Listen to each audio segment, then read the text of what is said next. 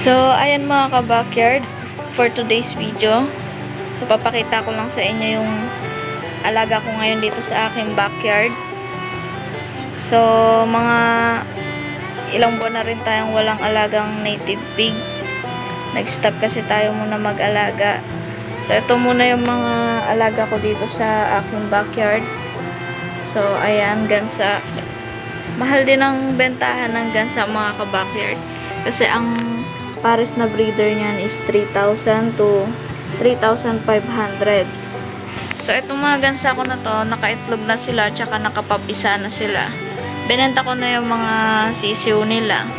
Ang week old na benta ko ng sisiw nila is 500. So, ayan. Tapos, ito mga ka-backyard yung aking native na manok. Pero hindi yan pure native. Crossbreed na siya ng Rhode Island. Itong mga sisiw na yan. At itong aking Muscovy duck. Mahal din ang bentahan ng mga bibe. Lalo na yung mga rare color o yung mga kadalasan hindi nakikita na kulay. Kasi kadalasan white lang yung kulay ng bibe na nakikita natin. So, itong ibang kulay na to, may kamahalan siya kumpara dun sa mga regular na nakikita nating kulay ng bibe. So, ito yung mga pinili kong alagaan dito kasi kahit konti lang yung alaga ko dito, mahal naman yung presyo niya pag binenta. Hindi rin kasi ako pwedeng magparami ng alaga kasi may asthma ako. So, bawal sa akin yung masyadong maraming mga balahibo na sisinghot dito sa lugar natin. So, ayan. So, ito yung mga alaga ko na lang. Nung nakaraan, may alaga pa akong pabo. Pero, binenta ko na rin kasi mas lalong nagtitrigger yung asthma. So, para mabawasan. So, ito na lang yung mga natira kong alaga dito ngayon. Kahit konti lang yan mga ka-backyard, kumikita pa rin ako dyan.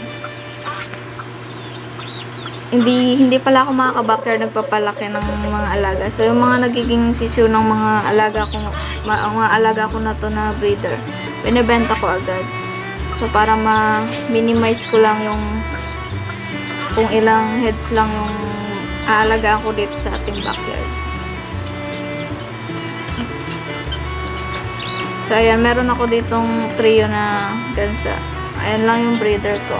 Tapos, itong Bengala, ayan, may kamahalan din ang presyo niya kasi hindi siya buong taon nag-iitlog katulad ng manok. So, seasonal lang ang pag-itlog nito mga ka-backyard. Tsaka mahirap magparami rin ng Bengala lalo na kung wala kang incubator. Kasi bihira lang naman kasi maglimlim itong mga Bengala. Although naglilimlim sila, pero konti lang napipisa nila.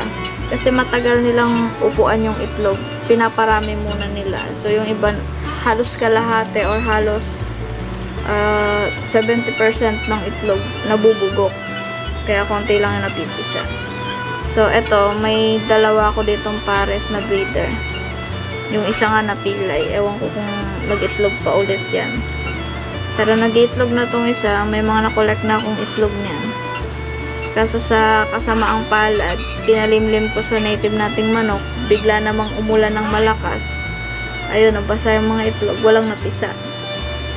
Ay, may isa pa lang napisa. Yan, so ito lang mga ka-backyard yung alaga natin ngayon dito. Tapos ito. Ito yung isang napisang Bengala natin. Yan, nag-iisang sisiw. Kasama siya ng mga crossbreed natin na native na manok. So, ang bentahan pala dito sa amin mga ka-backyard ng pair na Bengala is 3,000. Yung breeder. Pero syempre, may mga tumatawa. Di naman natin maiwasan yan.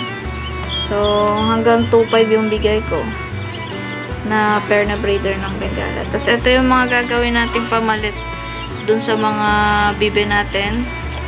Yan yung gagawin natin pamalit sa mga breeder. Kaya nag-iwan ako ng 6 na peraso. Syempre, tumatanda rin naman yung mga breeder natin. Kailangan natin palitan. Tsaka itong mga nag-iwan din ako dito ng sisiw na crossbreed. Yung iba niya, binenta ko na. So, nag-iwan lang ako ng pamalit sa mga breeder natin. 6 yan mga ka-backyard. Pero sa kasamaang palad, hindi ko alam kung bakit saan napunta yung isa. Biglang nawala. So, hindi ko alam kung ninakaw or kinain ng mga asong gala dyan. So, ayan lang muna ngayon mga ka-backyard. So, salamat sa panonood.